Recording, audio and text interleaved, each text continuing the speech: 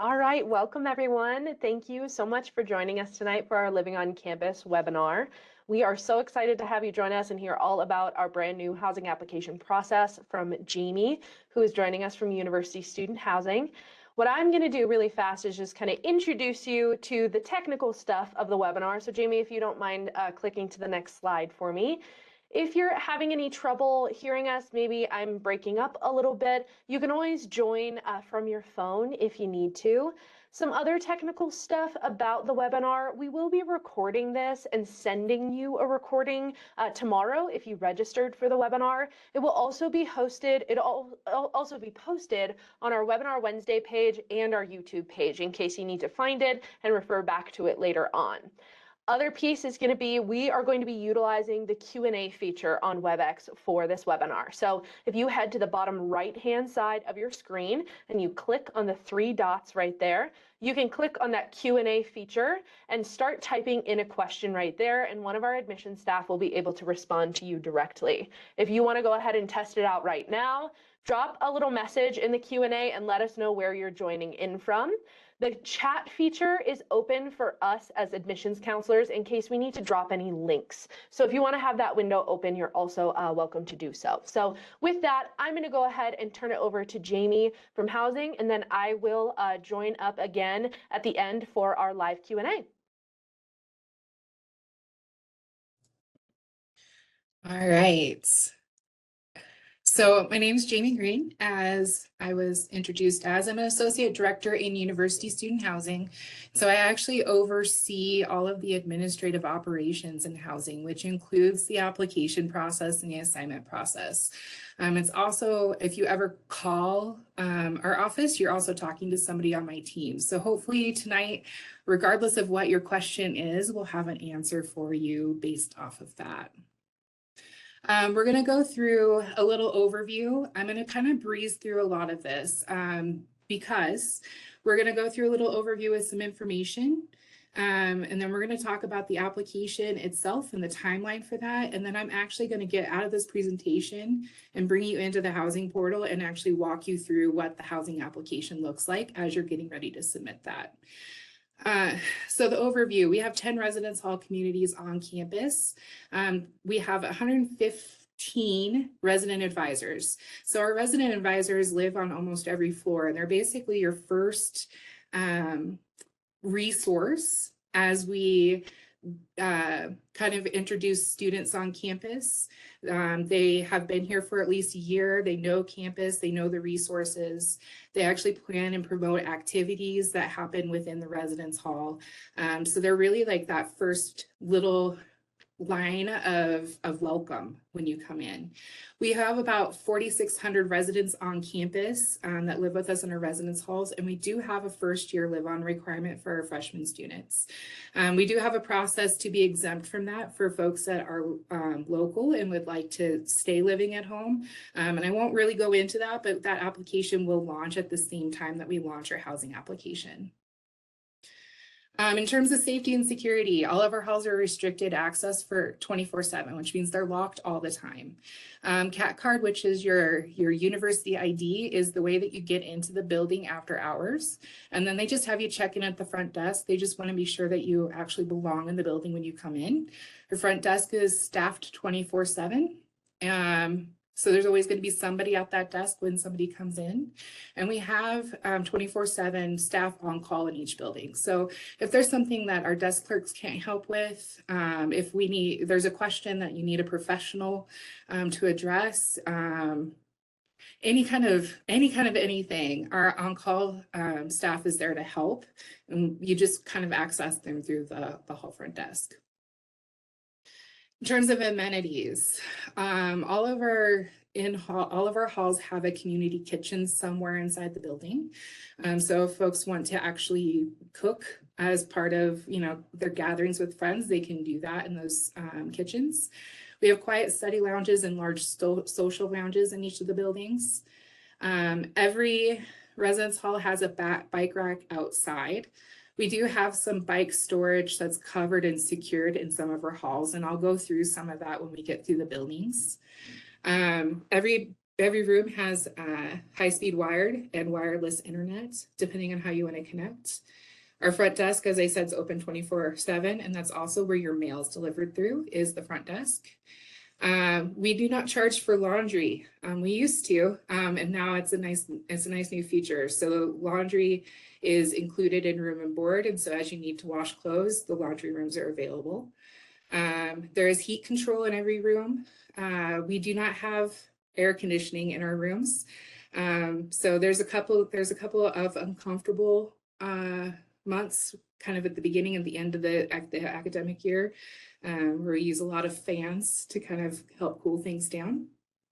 And then we have lots of student involvement opportunities, and a lot of that's run through our RA staff as well as our hall RHA. In terms of culinary services, we have 2 dining hall operations on campus. So they're kind of located on each side of campus. You could access either of them with your meal plan. So they're open the same time, Monday through Friday. They have alternate openings on the weekends.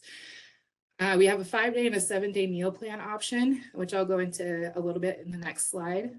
We also have consultations with a staff dietitian. So if you have any kind of food allergy or you're having problems navigating how to eat in a residential dining area, because there's lots of options, she's there to kind of help folks with that. She'll do tours through the dining halls.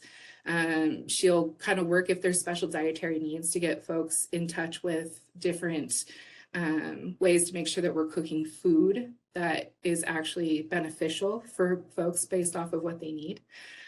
She's very good. Her name's Allison. And then the other thing is that we do have national awards for sustainability, and we do use a lot of locally sourced food. Our meal plans, we only have 2 of them available starting next year. One of them's a 5-day bronze, and the other one's the 7-day silver meal plan. The biggest difference between these 2 is that the 5-day only allows access Monday through Friday. So you can go in as many times as you want from the time it's open, from 7 a.m. to 7 p.m. Just swipe in, grab what you need, and skedaddle. 7-day meal plan is every day of the week, so it's Sunday through Sunday. You can still add some cat cash onto the cat card if you would like to use that in the food retail areas as well as the bookstore. Some parents do choose to load money onto cat cards rather than leaving students to their devices with debit cards. So it is an option to do that if you'd still like. Some different living options. We have 3 single gender buildings. We have buildings that are co-ed by floor, and we have a couple of floors that are co-ed where you have on each side men and women. We do have a gender inclusive housing option in Madison Hall, and we have several living learning communities to choose from. Living learning communities are basically themed floors. I'll use engineering for an example. We have engineering floors in Hannon and Langford, and we basically, anybody that says that they're interested in that option, we place them together. They're usually engineering majors, and we program around that. So we bring in different guest speakers, different study sessions, kind of focusing on enhancing that area of interest. And then we do have sophomore and above options and 21-year-old plus options for transfer students. So I'm going to kind of go through the buildings. We do have a page on our website that kind of is dedicated to each of our buildings. And I would encourage you to definitely visit the website to do this because we have a number of things. We have these room layouts on there. We have some 3D walkthroughs of the floors, and we do have some videos that we had done this year that students kind of show off their space. So it's very good to kind of get a little idea of what those spaces look like and how people use them. So I'd highly encourage visiting each of these pages as you'd like. So North Hedges is a co-ed building, and it does have a couple co-ed floors. It is our largest building in terms of how many students we house in there. It's a very busy building. It has community bathrooms. You will find that most of our buildings have community bathrooms. We have very few options where we have private or semi-private options. The nice thing about North Hedges, it's connected right to Miller Dining Hall. So you can seamlessly go have breakfast in the morning from North Hedges. It also houses the residential networking help desk on the main floor. And so if you need any kind of like consultation about software, you need to get something loaded on, something weird's going on in the computer, they're happy to help you there. South Edge is on the other side of Miller Dining Hall, so it also has co-ed buildings and floors. It houses most of our living learning communities. So it has business, honors, creative arts, sense of place, emerging leaders, and navigate MSU.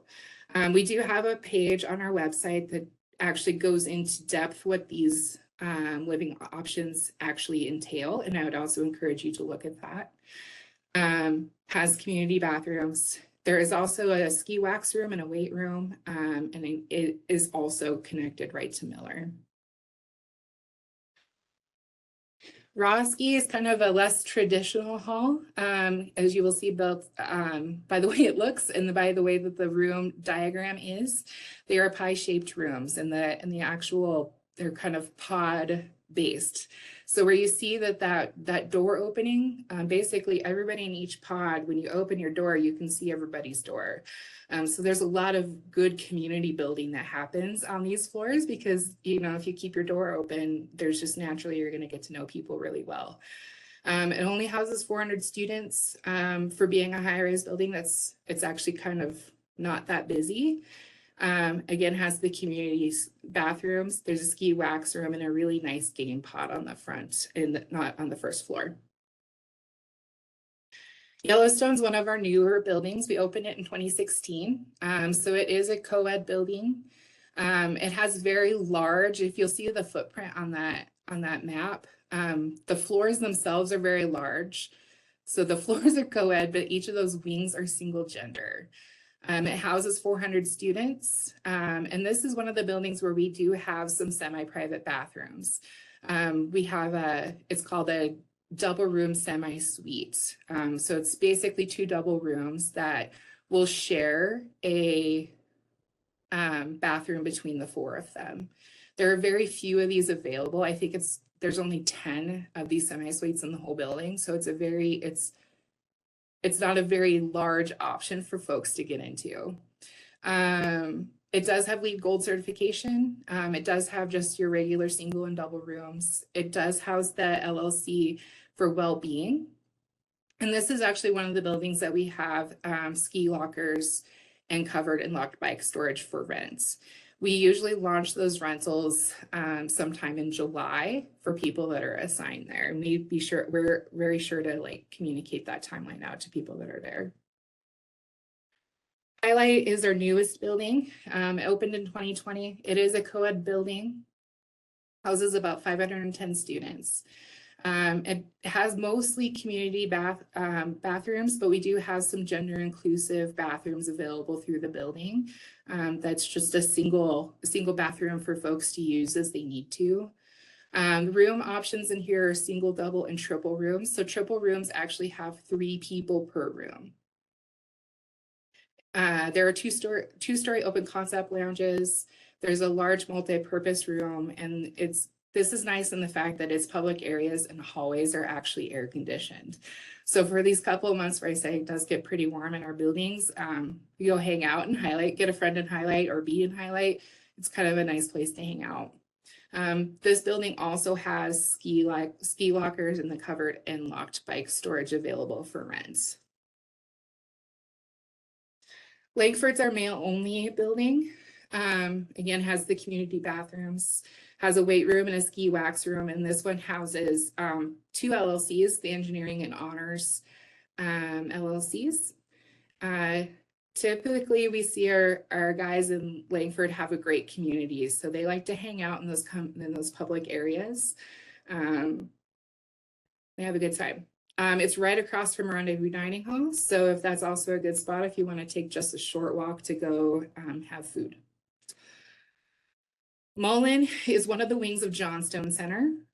So as you see, we have it kind of circled over there. The rest of Johnstone Center is sophomore and above, but this floor is for freshmen. It is co-ed by building. Each of the floors are single gendered. It's a very small community with just over 100 students, has community bathrooms, has the weight room. There's a nice pool table they put in there, and they just remodeled their movie room, which is one of their community spaces where students can go and watch a movie together. It's kind of nice. It is also really close to Rendezvous Dining. Abner is one of our female-only buildings, houses about 300 students, again, has the community bathrooms. What's nice about Hapner and Hannon when I get to it is that there are sinks in the rooms. Every other building that I've gone over does not have a sink in the room. They have to go use the bathroom to use sinks. So this is a really nice amenity. They have a nice movie room and a weight room and a music practice room. And we offer ski locker rentals in Hapner. Hannon's the other all-female building, houses about 300 students, has the sinks in the rooms. It's kind of the counterpart to Langford for our LLCs, that it houses engineering and honors.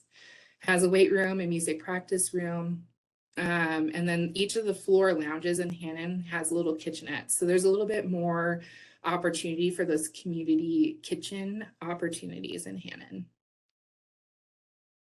The quads is a group of, it looks like 3 on the map, but there's actually 5 of them.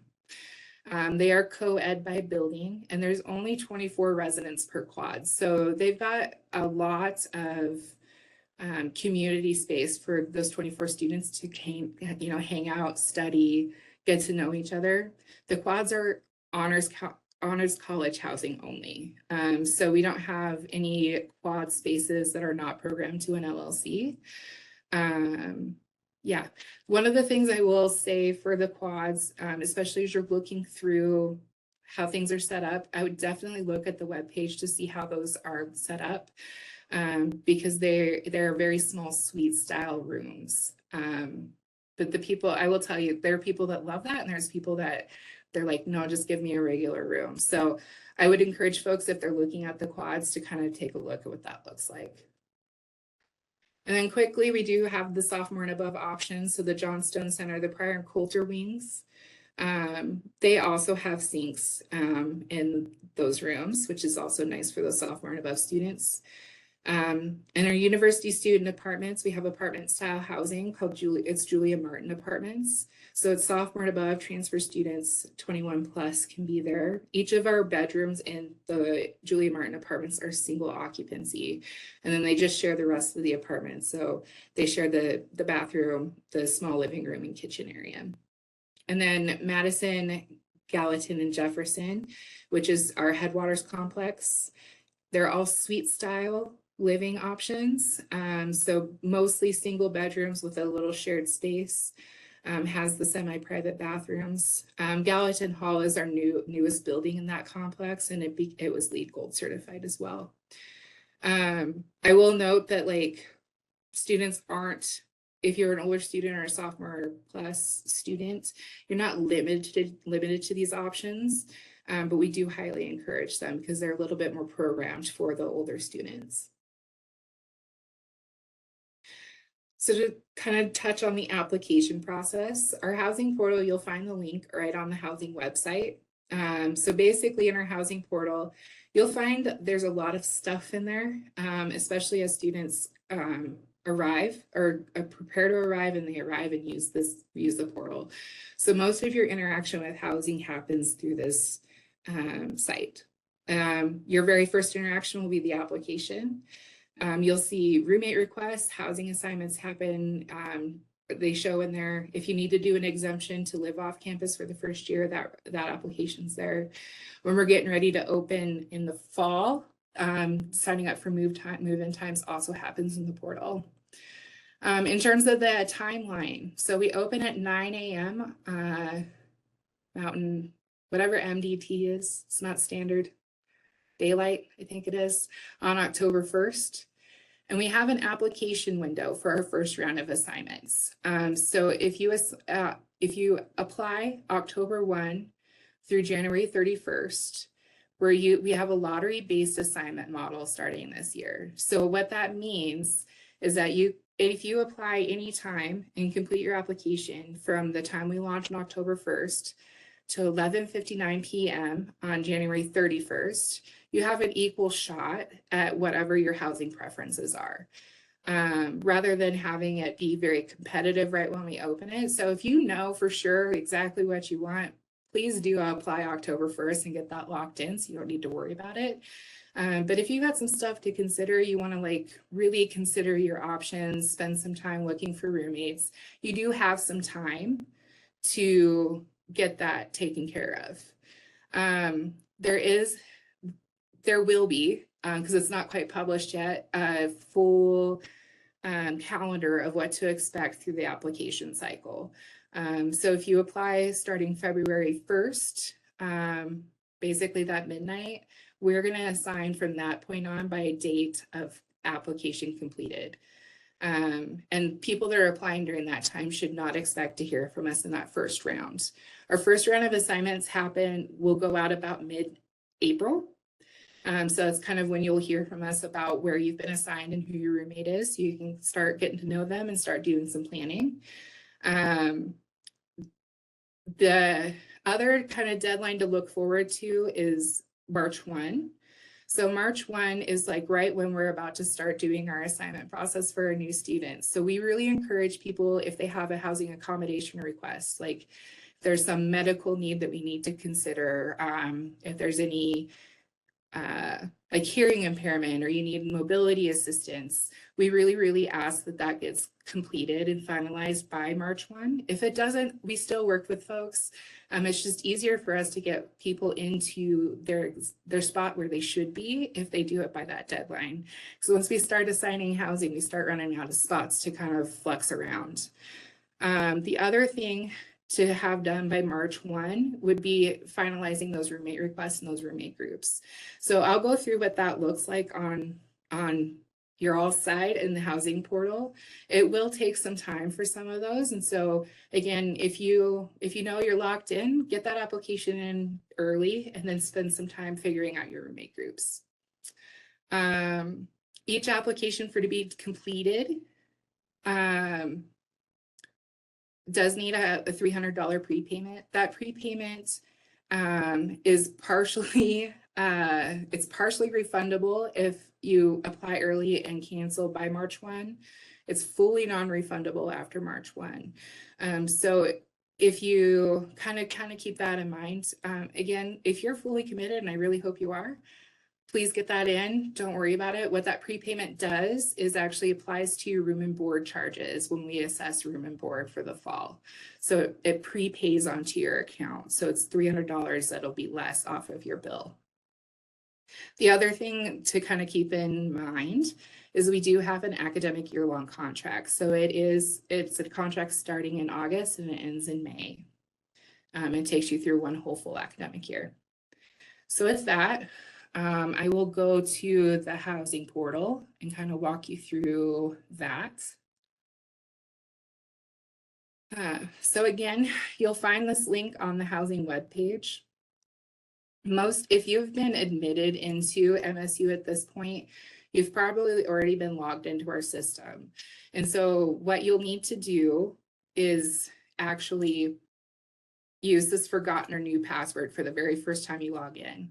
This preferred email address is the email address that you gave to us when you applied for admission and was marked as preferred. You'll enter that email address in and you'll hit the send email, and then it'll send you a link to set your password.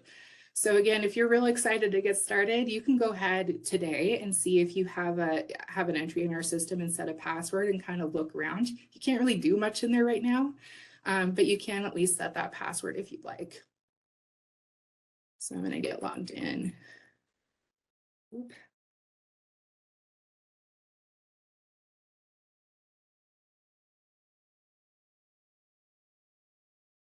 So this is the home page. You're seeing a little bit more than what would normally be because I'm an administration user. So it'll look a little bit different when you log in, and that's okay. The thing you're looking for is this apply for housing process. If you're using a mobile device, you'll want to use the hamburger menu to find it, to find the apply for housing. It's the easiest way. Right there at the top is the application for 25-26. You're going to go ahead and get that started. The very first part of this is just going to ask you about your personal information. So any of this information, stuff that we've already imported in. For the time being, if you want to be called something different than your legal name with us, you can put that in there. We do have a different process like once you become a registered student to go through chosen name to have that set permanently. But at least in the interim, we can cover that for you if you do that here. So if you like to be called, I don't know, something cool, I can't think of it, but something cool, you can put that in there, and it won't matter. We want to be sure that you're putting in a good phone number. So if we need to reach out to you at any point during our process to clarify any questions, this is the number we're going to use. It's also the phone number that we give out when we send out the roommate information. So you again want to be sure that it's the student's number, probably not the parent's number. Parent and guardian contact information. It is a required field for any applicant that is under 18. You can still put information in there if you are over 18, if you want to. Basically, there are some communications that we send out through housing that we also include parent and guardian. And so if you want to keep involved, that's kind of the best way to do that. And then a place to put in missing person contact information. And if you want to know more about missing person, you can click there before you finish it to kind of make an informed decision. So I didn't really have any changes. We're going to go on.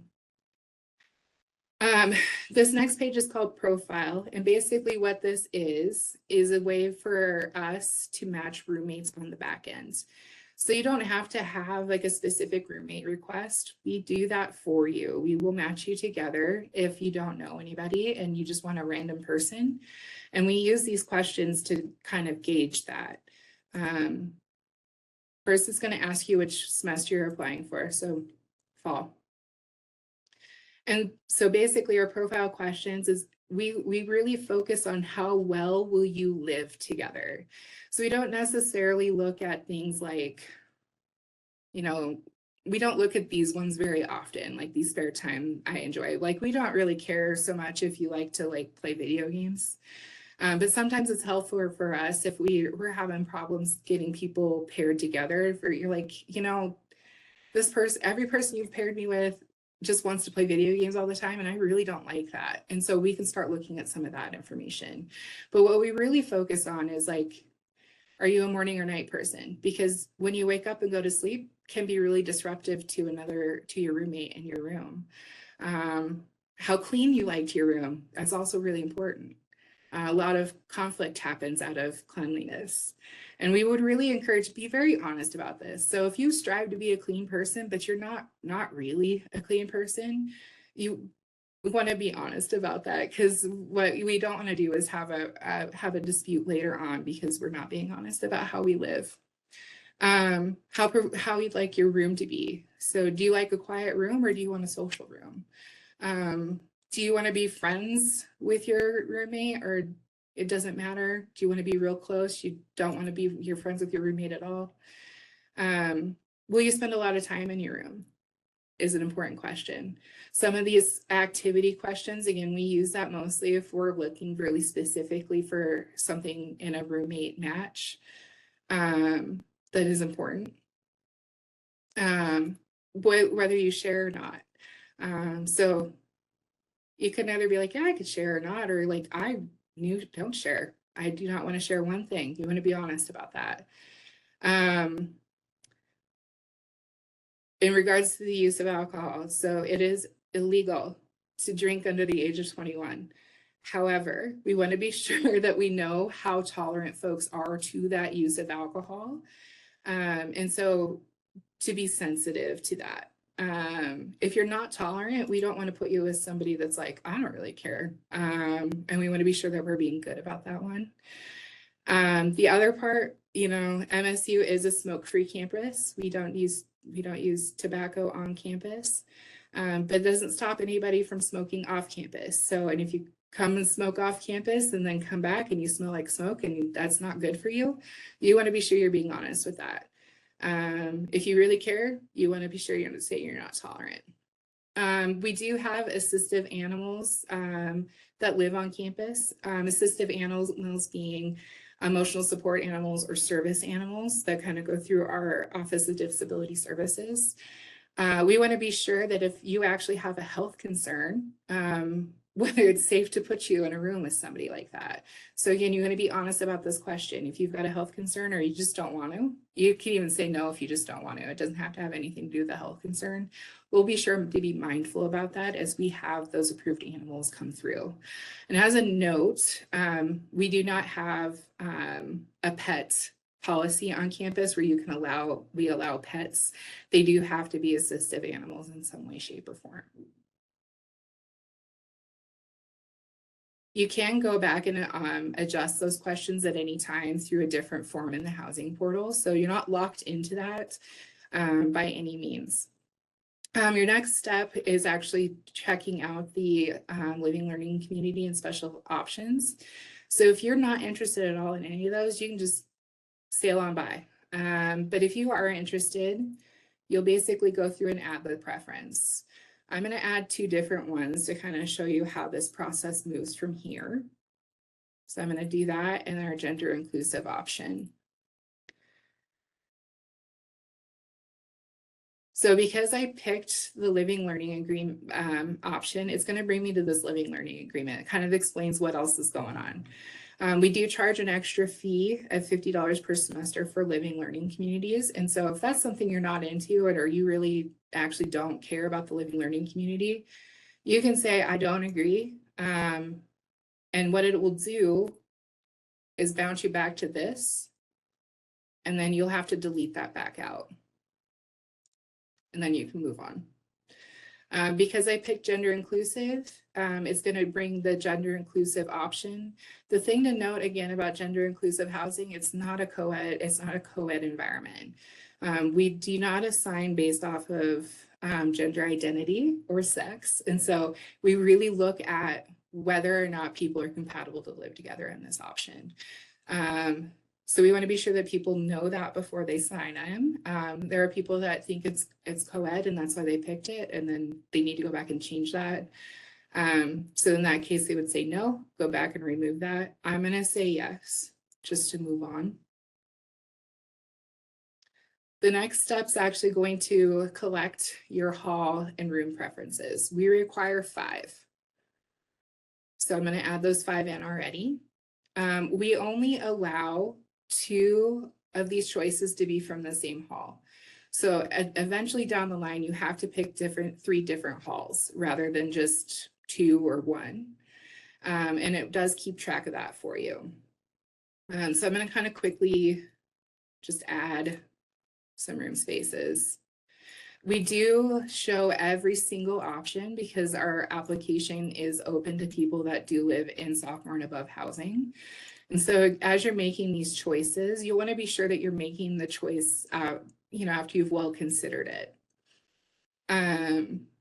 This is also, you're not locked into these. So at any point after you finish the application, you can always navigate back to this page and make those changes at any time during the application being open. The next part of this is our hall and room or living option preferences. We want to know which one's more important to you. Most people, I think, will pick hall and room, but occasionally you have people that really just want that living option and they don't care where they're at. And we do consider that when we assign.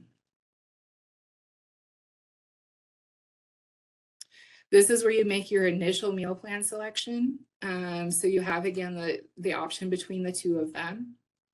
You can go in and change this while this is open. So while the application is open, you can make the change in the application. If after you have an assignment, you want to make a change, we have a form in our forms page here that you can go in and make that change at any time. At any point after you've moved in, you can always upgrade. We only have a 2-week period to downgrade after we open in the fall. So we want to be sure that folks are feeling pretty comfortable with their options. We also ask if you have any dietary restrictions. I'm going to say yes to show you the page. And this is just a checklist. So if you have any of these things for us to consider, or if we don't cover it up here and you want to put it in other, that's kind of where you can put this information. You can also edit this at any point as well. What we do with this information is we actually give it to Allison, who's our registered dietitian. And she'll reach out prior to the fall semester starting to kind of make sure that she's got everything that you need, schedule any meetings or any tours of buildings. And she kind of has a hands-on approach. So you'll hear from her if you put any information in here closer to the fall opening. You can also put nothing here and move on.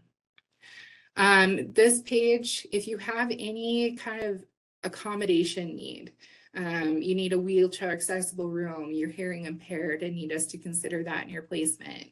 If you are going to want to have us consider an assistive animal, an ESA, or a service animal, this is a good place to put that. You'll want to change this to yes, and then type in what that information is. We do share that information with our housing assignment team and then the disability services office. And a reminder that we really want this to be wrapped up by March 1. But again, if you do make that request after something has changed after, we do work with people after that deadline. So it's just easier if we hear that information before March 1. This next page brings you to a renter's insurance option. So what we really want you to do is consider whether you want to have renter's insurance with us or not. This is just a preferred partner. So they're not actually us. They're a third-party company that the state uses. And so what you will do, it kind of shows what you're looking at. If you need to edit coverage, you indicate whether or not you're interested or you want to decline. Excuse me. So at any point, you can also change your answer to this question if you log back into the application, or you can reach out to Grant Guard directly to make that change. There's no harm in saying you're interested if you do not know. What they will do is collect your information for now. And sometime during the summer, they reach out to anybody that says, yes, I'm interested. And they kind of walk you through like how to get fully signed up, pay for it, etc. So you can still say you're interested and decline later, or you can decline and add later. It's just a way to get you started thinking about this. We do highly recommend renter's insurance when you're here because you never know what's going to happen. We could have a pipe freeze and there could be a flood. There any number. I think that's the big one. It gets kind of cold here in the winter, and sometimes we do have pipes that freeze and we have some flooding that happens. So we want to be sure that people's stuff is protected and safe and covered. I'm going to say decline for the sake of my, oh, that's not the one I want. For the sake of not taking more time on this. But what it will do from here is bring you back into our portal. It does tell you that what you've chosen from here. And again, you can always make that decision later and contact them directly.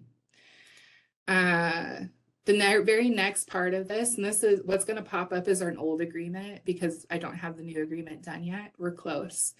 But basically what this does is a smaller version of our contract. It talks through what eligibility is, what the cancellation deadline is, how we assign, when you should pay, if we have to terminate. So this is really, really important information that we want to be sure that folks know they're getting into once they've completed their application.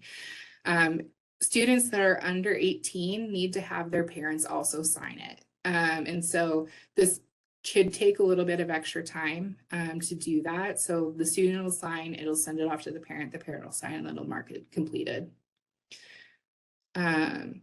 Once that is completed and you navigate back here, it will load up the $300 prepayment into a cart, and then it will transfer you over to our payment system to get it completed. So once you've made the payment, it'll bring you back to the application, and that's going to be the very next page that you see here, because I don't want to pay. So brings you to a congratulations. You've completed the application. Here's some tips about roommate search. So if you want to search for a roommate, you can do that. If you just want us to take care of that for you, you don't need to worry about this at all. You can just call your application done and think about if you want to change options or if you have other questions for us, you've got some time to do that. The roommate requests, because I did pick a gender inclusive, it brought me to a different page. The only difference between gender inclusive and our regular page is our gender inclusive won't limit your search based off of gender. So you can search anybody that has also picked gender inclusive in their application. If you've gotten here and you decide, I don't really care, you can just move on or log out. If you want to create your group, testing, so I can delete it later. So I've started the group. I am considered the group leader. And from here, I can search for roommates. So when you click the search for roommates, it'll bring up this little page. What we would encourage is don't put information in all of this. I think honestly, it's best just use the last name to find your search and then see if you can find them there. One of the things that I will tell you that kind of trips people up here is that we only allow roommate search for students that have completed applications. So if the person that you're requesting doesn't have an application that's completed yet, they won't show up in the search. And so what you can do, you can either wait to do that until they've completed it, or they can actually start the roommate group when they've completed the application and search for you. You do have to come back in when you get a request to either accept or deny it. And I don't have the ability to show you that. But what it will do is on this page, there'll be another little box here where you say accept or decline. You either accept it and you're in the roommate group and you're good to go, or you can decline it and say, I'm actually good where I'm at. The other thing to keep in mind with roommate groups is that you can't be in more than one group. So if you've started this group and you tried to find a roommate, they won't be able to find you because you're already in a group. So if that's the case, you can delete it, or you can again wait for them to finish it, and then you can go in and start that request. So I'm going to go ahead and delete it because I don't want it there. And basically, when you're done with that, it'll bring you to a complete page. You can always, again, go back into this at any point. So if I back out into the housing application, go back into continue, it kind of drops you off in different spots. But if I wanted to make a change to my meal plan, I can just click meal plan and it brings me there. If I want to go back to my roommate page and click it, it brings me right there. So again, all of this is editable until we have an assignment for you in our system. And so that is the housing application.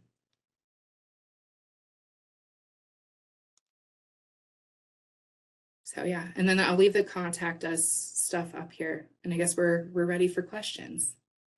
Beautiful. Thank you, Jamie. I will go ahead and get started on this with a question that was actually asked quite a few times throughout our registration form. And then it also was asked me in person just the other day. So I want to make sure we get an answer out there. We have a couple of students who are actually going to be joining us in the spring or summer of 2025. So they're going to be joining us about a semester earlier than our traditional freshmen for fall of 2025. How do they go about securing housing on campus? When do they apply? How do they apply? So the application for spring of 25 has been open since last October 1st. So they can go in right now and go ahead and do that. It's kind of the same for spring of 26, which feels like forever away. Once we launch this application, they can apply for spring. Our summer application for 25 typically launches in February. And so that's kind of where you'll see that information pop up. The summer housing application is much easier than the academic year one to get through. Okay, and for Yep. spring 25 students, if they are going to be a freshman in spring of 2025, a first year student, would they still be guaranteed housing for Yes. that incoming semester? Yes. And Um, how long would they be required to live on campus with that? yeah. So technically we have, it's a full academic year requirement. So if the first semester is the spring technically, you should come back in the fall at least and live with us for another semester. But we do have a lot of students that request an exemption from that after that first semester. So that is an option as well. Awesome, thank you. And Mhm. what would be the process for students who maybe do have an assistive animal or an emotional support animal? How do they go about making sure that they can bring that animal with them to campus? So I would first encourage putting that information in the housing application on that page that I'd walked through. But secondly, the next stop you'll go to is the Office of Disability Services. So if you reach out to them, they'll walk through the next stages of that process. And if you start early, there's no harm in that. We don't start doing our full process until sometime in the summer to do all the paperwork. But what I will say is if Disability Services says they would approve it, you're probably good to go, and then we'll work with you on the specifics in the summer. Awesome, thank you. Mhm. And is it possible for freshman students to become a resident assistant, an RA, in their first year? And if so, how would they go about applying for that? So we do not have freshman students as RAs for that first year.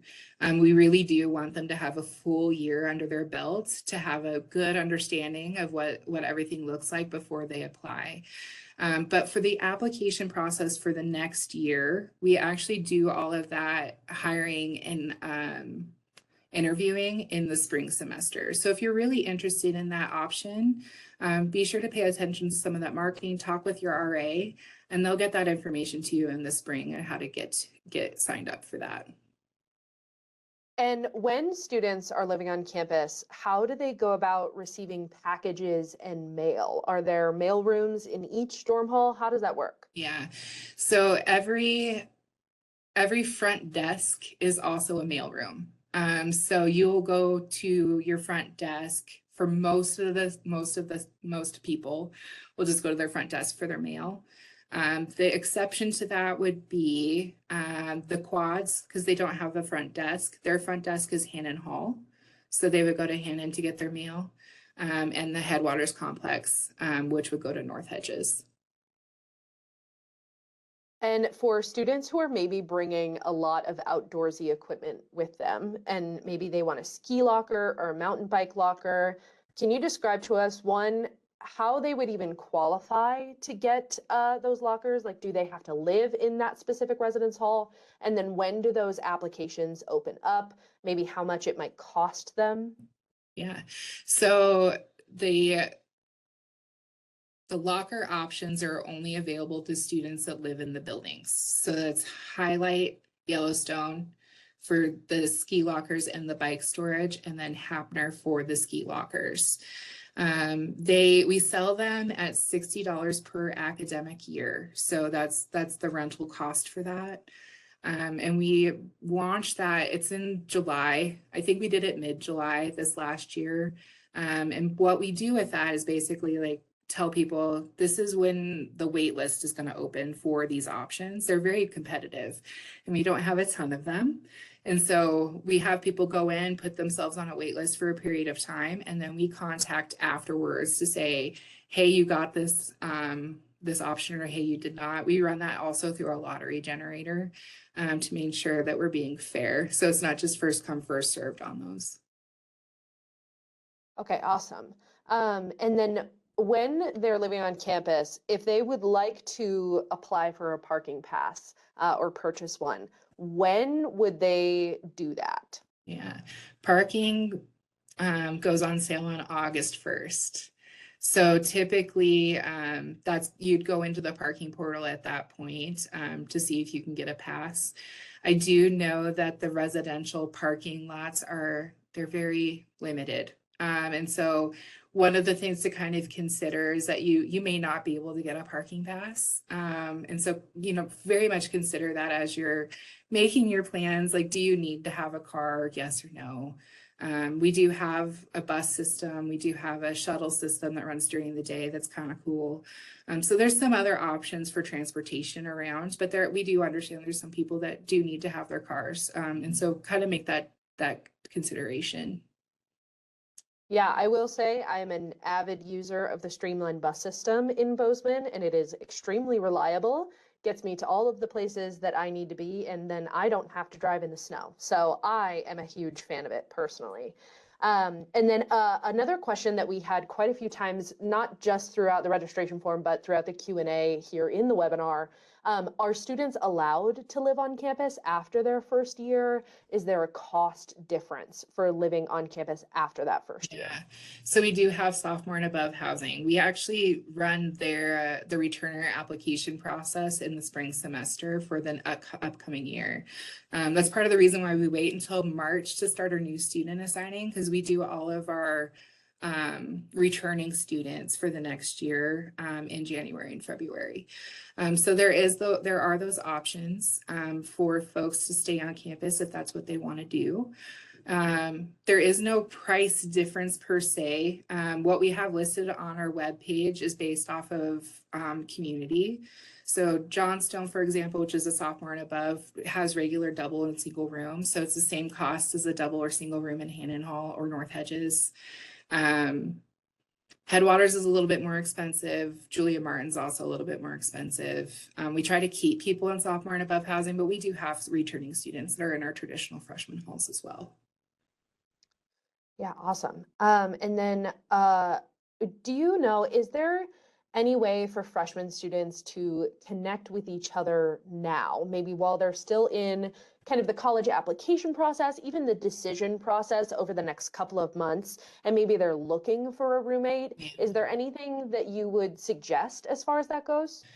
I think early on, I don't know a whole lot about this, but I hear a lot. I know there's Facebook groups out there that people use. There are different social media aspects that people use to kind of get to know whether or not people are attending. If you're here for any of the preview days, so if you're here for an MSU Friday and you meet some people, we hear a lot of people will meet roommates that way, or even into like when they're here for orientation. Not ideal because they should have an assignment before they're here before orientation. But we do have some of that where we swap some folks around to kind of make those work. But we don't have like an integrated way in our housing application for people to find each other. So it's been mostly outside sources.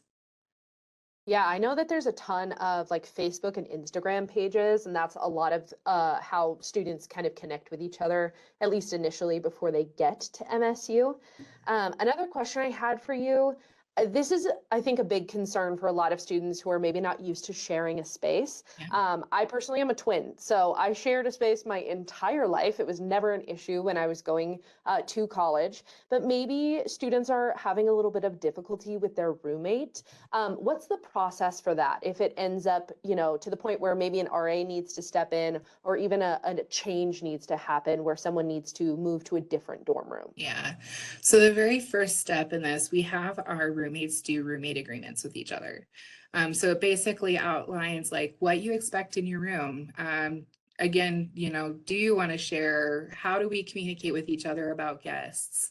Are we okay with overnight guests? Because that does come up a lot.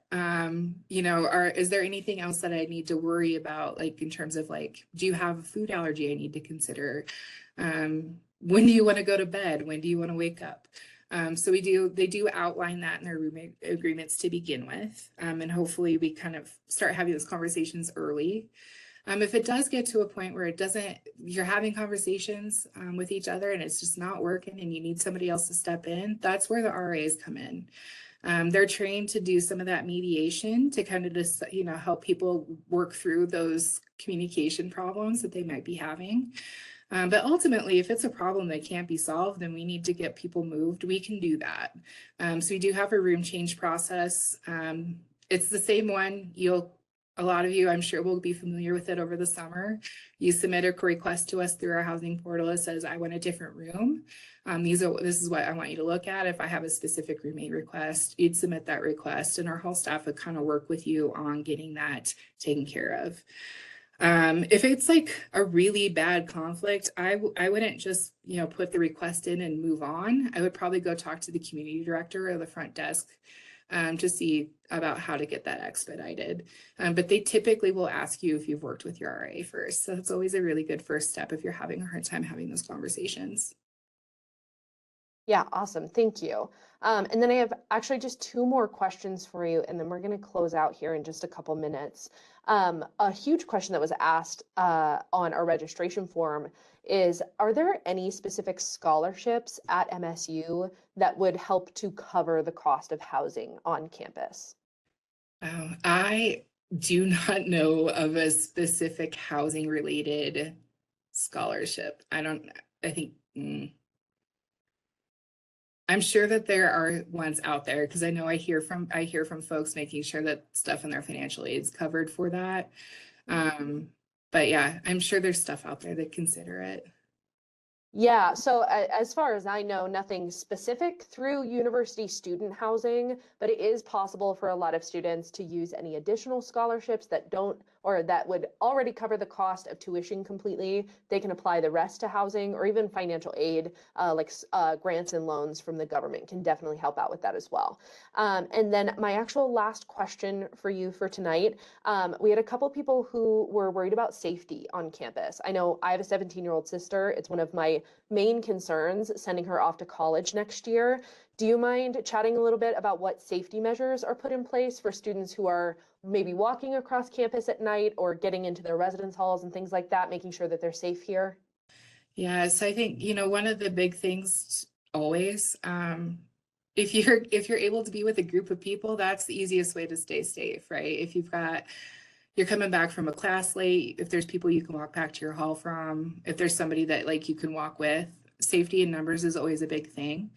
The other option, University Police actually offers an escort program. So if you're really having a hard time, like you don't want to walk from a parking lot that's really far away to your hall and it's dark out, they will do that with you to ensure that you're feeling pretty safe. Once you're in our buildings, we do have security cameras at our front desks and our halls. The building's locked down. So at least like once you're in the building, you should be good. But I think, use some common sense when you're out and about, and definitely use UPD as you need to. They're happy to help with that. Yeah, our university police department is absolutely incredible. They are so helpful for students. And we do have a really incredible app called the Safe Cats app, which is what a lot of students end up using if they are maybe requesting an escort across campus or having to share a location with a friend to make sure that they get home safe. The Safe Cats app is really definitely your place for that kind of thing. There's also a bunch of helplines. You can call University PD directly from the app. So very helpful. Well, thank you, Jamie. Thank you so much for joining us and giving this fantastic presentation on university student housing. For those who attended, thank you so much for being here. We really do appreciate it. We're so excited to have you on campus as Bobcats in the fall of 2025, or even earlier if you're joining us in the spring or summer. So we will be recording this webinar, like I mentioned, and we'll go ahead and upload it to our Webinar Wednesday page and our YouTube, and we'll also send you a follow-up email tomorrow. So look out for that in case you want to refer back to this and have any additional questions. Please feel free to reach out to the Office of Admissions. So I will let you all go to enjoy the rest of your night. Again, thank you so much for joining us. And as always, go Cats.